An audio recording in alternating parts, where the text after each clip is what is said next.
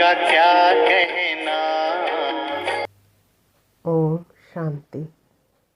12 जनवरी 24 मंत्र महावाक्य मीठे बाबा का है। मीठे बच्चे, अपने को आत्मा समझ आत्मा भाई से बात करो। ऐसी दृष्टि पक्की करो तो भूत प्रवेश नहीं करेंगे। जब कोई में भूत दिखो तो उनसे किनारा कर लो। प्रश्न है, बाप का बनने के बाद भी आस्तिक और नास्तिक बच्चे हैं, वो कैसे? उत्तर है, आस्तिक वो है जो ईश्वरीय कायदे का पालन करते हैं, देही अभिमानी रहने का पुरुषार्थ करते हैं, और नास्तिक वो है जो ईश्वरीय कायदों के खिलाफ भूतों के बस हो आपस में लड़ते झगड़ते हैं। आस्तिक बच्चे देह सहित देह के सब संबंधों से बुद्धियों तोड़ अपने को भाई भाई समझते हैं। नास्तिक देह अभिमान में रहते हैं। ओम शांति। पहले पहले बाप बच्चों को समझाते हैं, यह बच्चे बुद्धि में सदा यही याद रखो कि शिव बाबा हमारा सुप्रीम बाप भी है, सुप्रीम शिक्षक भी है, सुप्रीम सदगुरु भी है। यह पहले पहले बुद्धि में जरूर आना चाहिए। हर एक अपने को जान सकते हैं कि हमारा बुद्धि में आया या नहीं। अगर बुद्धि में याद आता तो आस्तिक है, नहीं आता तो नास्तिक है। स्टूडेंट की बुद्धि में फट से आना चाहिए कि टीचर आया है। घर में रहते हैं तो वो भूल जाता है। उस स्वभाव से बहुत कोई मुश्किल समझते हैं कि हमारा सुप्रीम बाबा आया हुआ है, वो टीचर भी है और वापस ले जाने वाला सदगुरु भी है। याद आने से खुशी का पारा चढ़ेगा, नहीं तो अपने ही दुख दर्द दुनिया की छी छी बातों में भिन्न भिन्न ख्यालत में बैठ रहते हैं। दूसरी बात, बहुत हर एक बच्चों से पूछते हैं कि विनाश में बाकी कितना समय है। बोलो, यह पूछने की बात ही नहीं है। पहले तो यह हमको किसने समझाया है, उनको जानो। पहले बाबा का परिचय दो। आदत पड़ी हुई होगी तो समझाएंगे, नहीं तो भूल जाएंगे। बाप कितना कहते हैं, अपने को आत्मा समझो, दूसरों को आत्मा दृष्टि से देखो, परंतु वो दृष्टि नहीं ठहरती है। रुपया से एक आना भी मुश्किल बढ़ता है, जैसे बुद्धि में ठहरता ही नहीं है। यह कोई बाप श्राप नहीं देते, ये तो बाप समझाते हैं कि ज्ञान बहुत ऊंचा है। राजा स्थापना होती है, रंग से लेकर राव बनते हैं। राव थोड़ी बनते हैं, बाकी रंग नंबर बार होते हैं। लास्ट नंबर वाले की बुद्धि में कभी कोई बात बैठ नहीं सके। तो पहले जब किसी को भी समझाते हो तो शिव बाबा का जो 32 गुण वाला चित्र बनाया है उस पर समझाना चाहिए। उसमें भी लिखा हुआ है, सुप्रीम फादर, सुप्रीम टीचर सदगुरु है। पहले जब यह निश्चय होगा कि समझाने वाला सुप्रीम फादर है तो फिर संशय नहीं लाएंगे। बाप बिगर ये स्थापना कोई कर ना सके। तुम जब समझाते हो कि यह स्थापना हो रही है तो उन्हों की बुद्धि में यह जरूर आना चाहिए कि उन्हों को समझाने वाला कोई है। कोई मनुष्य मात्र तो ऐसे कह नहीं सके कि ये राज्य स्थापना हो रहा है। तो पहले पहले बाबा का निश्चय पक्का कराना है। हमको परमात्मा बाप पढ़ाते हैं। ये कोई मनुष्य मत नहीं है, यह ईश्वरीय मत है। नई दुनिया तो जरूर बाप द्वारा ही स्थापना होगी, पुरानी दुनिया का विनाश यह भी बाप का ही काम है। यह निश्चय जब तक नहीं होगा तो पूछते ही रहेंगे कि कैसे होता है। इसलिए पहले पहले तो श्रीमत की बात बुद्धि में बिठानी पड़ी, तब आगे समझ सके। नहीं तो मनुष्य मत समझ लेते हैं। हर एक मनुष्य की मत अलग है, मनुष्य की मत एक हो न सके। इस समय तुमको मत देने वाला तो एक ही है, उनकी श्रीमत पर कायदाशीर चलना वो भी बड़ा मुश्किल है। बाबा कहते, देही अभिमानी बनो। ऐसा समझो कि हम भाई भाई से बात करते हैं, फिर लड़ना झगड़ना कभी हो ना सके। देह अभिमान में आया तो समझो नास्तिक है, देही अभिमानी नहीं है तो नास्तिक है। देही अभिमानी बने तो समझो आस्तिक है। देह अभिमान बहुत नुकसानकारक है। जरा भी लड़ते झगड़ते हैं तो समझो नास्तिक है। बाप को जानते ही नहीं, क्रोध का भूत है तो नास्तिक ठहरा। बाबा के बच्चों में भूत कहाँ से आया? वो आस्तिक नहीं ठहरा। बल कितना भी कहे हमारा बाप में प्यार है, परंतु ईश्वरीय कायदा का खिलाफ बात करते तो उन्हें रावण संप्रदाय समझना चाहिए।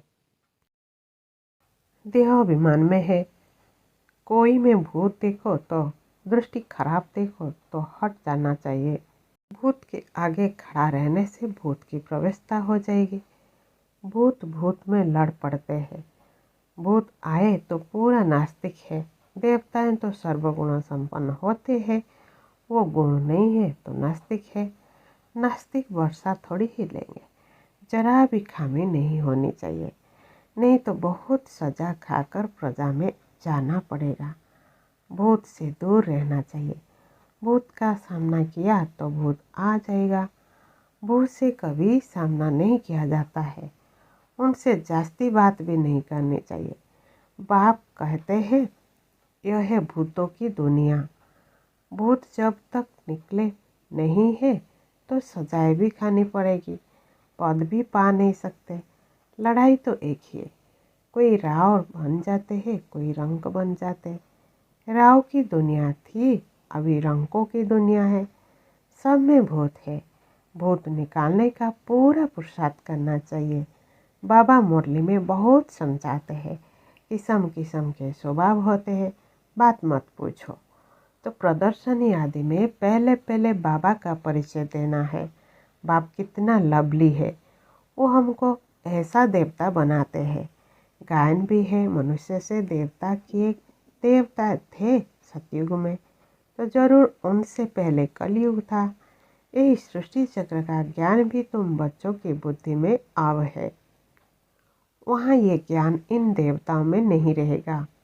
अब तुम नॉलेजफुल बनते हो, फिर पद गाया तो नॉलेज की दरकार ही नहीं है।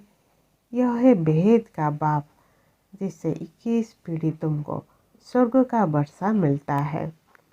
तो ऐसे बाप को कितना याद करना चाहिए। बाबा सदैव समझाते कि हमेशा समझो। शिव बाबा हमको समझा रहे हैं, शिव बाबा इसी रात द्वारा हमको पढ़ा रहे हैं। वो हमारा बाप टीचर गुरु है। तुम समझते हो पहले हम तुच्छ बुद्धि थे। इस कॉलेज का कोई को जरा भी पता नहीं है, इसलिए समझाने के समय अच्छी तरह से घोट घोट कर समझाओ। श्री कृष्ण की तो बात ही नहीं है। बाप ने समझाया श्री कृष्ण का कोई चरित्र है ही नहीं सिवाय शिव बाबा के। ब्रह्मा विष्णु शंकर के भी चित्र हो ना सके। चरित्र है ही एक का, जो मनुष्य से देवता बनाते हैं, विश्व को हेवन बनाते हैं। तुम उस बाप की श्रीमत पर चलते हो, बाप के मददगार हो। बाप नहीं होता तो तुम कुछ भी नहीं कर सकते।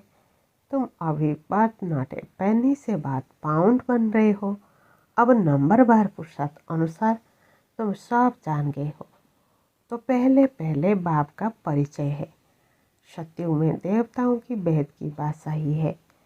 उनके राज्य में और कोई था ही नहीं। अभी तो कलयुग है, कितने ढेर धर्म है। यही एक है आदि सनातन देवी देवता धर्म। कब स्थापना हुआ ये कोई की बुद्धि में नहीं है।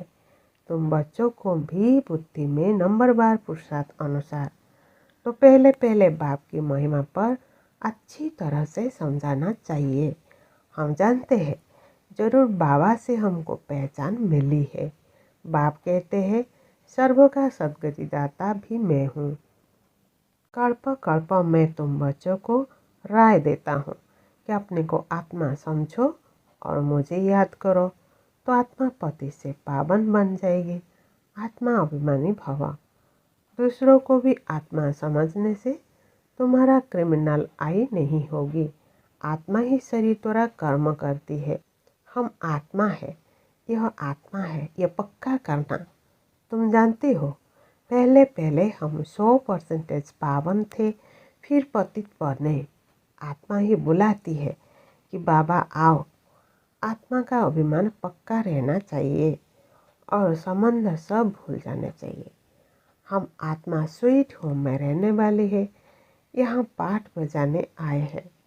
यह भी तुम बच्चे ही समझते हो। तुम्हारा में भी नंबर पार है। जिनको याद रहती है, भगवान पढ़ाते हैं।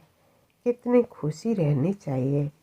भगवान हमारा बाप भी है, टीचर भी है, सतगुरु भी है। तुम कहेंगे हम उनके सिवाय और कोई को याद नहीं करते। बाप कहते हैं, देह सहित देह के सभी संबंध तो तोड़, मामेकम याद करो। तुम सब ब्रदर्स हो। कोई मानते हैं, कोई नहीं मानते हैं, तो समझो नास्तिक है। हम शिव बाबा के बच्चे हैं तो पावन होना चाहिए। बाबा को बुलाते हैं ही, बाबा आकर हमको पावन विश्व का मालिक बनाओ। सतयुग में तो पावन होने की बात ही नहीं। पहले तो ये समझो कि यह शिव बाबा है, इनसे नई दुनिया स्थापना होती है। अगर पूछे कि विनाश कब होगा तो बोलो, पहले अलग को समझो। अलग को नहीं समझा तो पीछे की बात बुद्धि में कैसे आएगी। हम सत्य बाप के बच्चे सत्य बोलते हैं। हम कोई मनुष्य के बच्चे तो नहीं है, हम शिव बाबा के बच्चे हैं। भगवान उवाच है, भगवान उनको कहा जाता है जो सभी ब्रदर्स का बाप है। आत्मा अपने को भगवान कहला नहीं सकते। भगवान तो निराकार है, वो बाप टीचर सद्गुरु है। कोई मनुष्य बाप टीचर सद्गुरु हो न सके। कोई भी मनुष्य किसकी सद्गति कर नहीं सकते, भगवान हो नहीं सकते। बाबा है पतित पावन, पतित बनाता है रावण। बाकी सब है भक्ति के गुरु। यह भी तुम समझते हो, जो यहाँ आते हैं वो आस्तिक तो बनते हैं। बेहद के बाप पास आकर निश्चय करते, यह हमारा बाप टीचर गुरु है। जब कंप्लीट दैवी गुण आ जाएंगे तो लड़ाई भी लगेगी। समय अनुसार तुम खुद समझेंगे कि अब कर्मातीत अवस्था को पहुँच रही है। अभी कर्मातीत अवस्था हुई कहाँ है। अभी बहुत काम है। बहुतों को पैगाम देना है। बाप से वर्षा लेने का तो सबको हक है। अब तो लड़ाई जोर से होगी।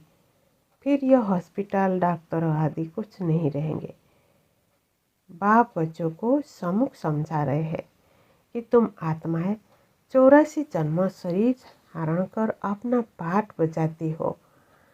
किसके 70-80 जन्म भी होंगे। अभी जाना तो सबको है, विनाश होना ही है। अपवित्र आत्मा जा नहीं सकते। पावन होने के लिए बाप को जरूर याद करना है। मेहनत है। 21 जन्म के लिए स्वर्गवासी बनना है। कोई कम बात है क्या। मनुष्य तो कह देते फलाना स्वर्गवासी हुआ। अरे स्वर्ग है कहाँ, कुछ भी समझते नहीं। तुम बच्चों को बड़ी खुशी रहनी चाहिए कि भगवान हमको पढ़ाते हैं, विश्व का मालिक बनाते हैं। खुशी एक होती है स्थायी, दूसरी होती है अल्पकाल की। पढ़ेंगे पढ़ाएंगे नहीं तो खुशी क्या होगी। आसुरी गुणों को भगाना है। बाप कितना समझाते हैं, कर्म भोग कितना है। जब तक कर्म भोग है तो यह निशानी है। अभी तक कर्मातीत अवस्था हुई नहीं है। अभी मेहनत करनी है। कोई भी माया के तूफान न आए। बच्चों को यह निश्चय है कि बाप ने हमको अनेक बार मनुष्य से देवता बनाया। यह सृष्टि में आए तो भी अहो सौभाग्य। ये बेहद का बड़ा स्कूल है, वो होता है हद का छोटा। बाप को तो बहुत तरस पड़ता है, कैसे समझाऊं। कोई से तो अब तक भी भूत निकले नहीं है। दिल पर चढ़ने बदले गिर पड़ते हैं। कोई बच्चियां तो तैयार हो रही है अनेकों का कल्याण करने के लिए। अच्छा, मीठे मीठे सिकिला दे बच्चों प्रति माता पिता बाप दादा का याद प्यार और गुड मॉर्निंग। रूहानी बाप के रूहानी बच्चों को नमस्ते। हम सब रूहानी बच्चों के रूहानी माता पिता बाप दादा को याद प्यार गुड मॉर्निंग, नमस्ते नमस्ते नमस्ते। धारणा के लिए मुख्य सार है। नंबर 1, कोई भी बात ईश्वरीय कायदा के खिलाफ नहीं करनी है। किसी में भी अगर भूत की प्रवेशता है तो दृष्टि खराब है तो उसके सामने से हट जाना है, उनसे जास्ती बात नहीं करनी है। 2, स्थायी खुशी में रहने के लिए पढ़ाई पर पूरा ध्यान देना है। आसुरी गुणों को निकाल दैवी गुणों धारण कर आस्तिक बनना है। वरदान है, निश्चय और नशे के आधार से हर परिस्थिति पर विजय प्राप्त करने वाले सिद्धि स्वरूप भव। योग द्वारा अब ऐसी सिद्धि प्राप्त करो जो अप्राप्ति भी प्राप्ति का अनुभव कराए। निश्चय और नशा हर परिस्थिति में विजयी बना देती है। आगे चलकर ऐसा पेपर भी आएंगे जो सूखी रोटी भी खानी पड़ेगी, लेकिन निश्चय नशा और योग के सिद्धि की शक्ति सूखी रोटी को भी नर्म बना देती, परेशान नहीं करेगी। आप सिद्धि स्वरूप की शान में रहो तो कोई भी परेशान नहीं करा सकता। कोई भी साधन है तो आराम से यूज करो, लेकिन समय पर धोखा न दे, ये चेक करो। स्लोगन है, निमित्त बन यथार्थ पाठ बजाओ तो सर्व के सहयोग की मदद मिलती रहेगी। अव्यक्त साइलेंस द्वारा डबल लाइट फरिश्ता स्थिति का अनुभव करो। किसी भी कार्य में नवीनता की इन्वेंशन के लिए एकाग्रता की आवश्यकता होती है, चाहे लौकिक दुनिया की इन्वेंशन हो चाहे आध्यात्मिक इन्वेंशन हो। एकाग्रता अर्थात एक ही संकल्प में टिक जाना, एक ही लगन में मगन हो जाना, अपने शांत स्वरूप स्थिति में स्थित हो जाना। इसमें बुद्धि का भटकना सहज ही छूट जाएगा। देह और देह की दुनिया सहज भूल जाएंगे और डबल लाइट फरिश्ता स्थिति का अनुभव होने लगेगा। ओम शांति। है हमने प्यार वो पाया, दुनिया पाल नहीं सकती। આજે મળેલું તેન સુમનું હું સદા પ્રસન્ન આત્મા માટે હું સહનશીલ આત્મા માટે હું ડબલ લાઇટ ફરસ્તા